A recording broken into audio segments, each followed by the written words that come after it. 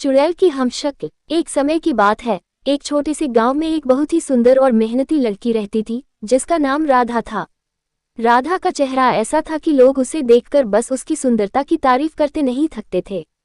उसकी आंखों में एक अजीब सी चमक और चेहरे पर मासूमियत का आलम था।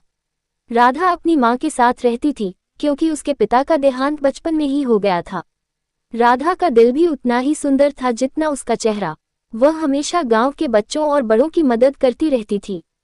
गांव में एक पुरानी किंवदंती थी कि इस जंगल में एक चुड़ैल भी रहती है। ये चुड़ैल बहुत ही डरावनी होती थी, और अगर कोई उसकी नज़र में आ जाता तो वह उसे या तो मार डालती या फिर उसे अपनी तरह बना देती।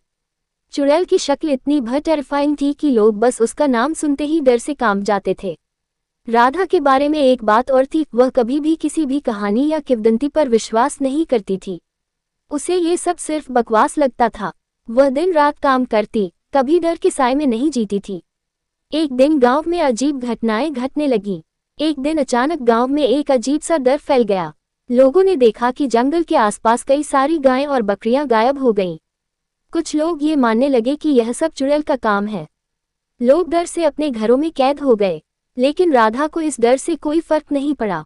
वह अपने काम में व्यस्त रहती और किसी भी अंधविश्वास से दूर रहती। तभी एक दिन राधा का सामना उसी जंगल में हुआ। वह जंगल के पास बगीचे में जा रही थी, तभी उसकी नज़र एक अजीब सी डरावनी महिला पर पड़ी। उस महिला का चेहरा बुरा और डरावना था, और उसकी आंखें लाल थीं। राधा ने सोचा कि यह वही चुड़ैल हो सकती है, लेकिन फिर उसने खुद को समझाया कि शायद ये कोई साधारण व्यक्ति हो।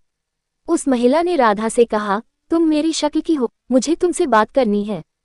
राधा ने देखा कि वह महिला उसकी ही तरह दिखती थी, परंतु उसकी आंखों में एक अजीब सी घृणा थी। राधा ने उससे कहा, तुम कौन हो और मुझसे क्या चाहती हो? महिला हंसते हुए बोली, मैं वही हूँ जो लोग चुड़ैल समझते हैं।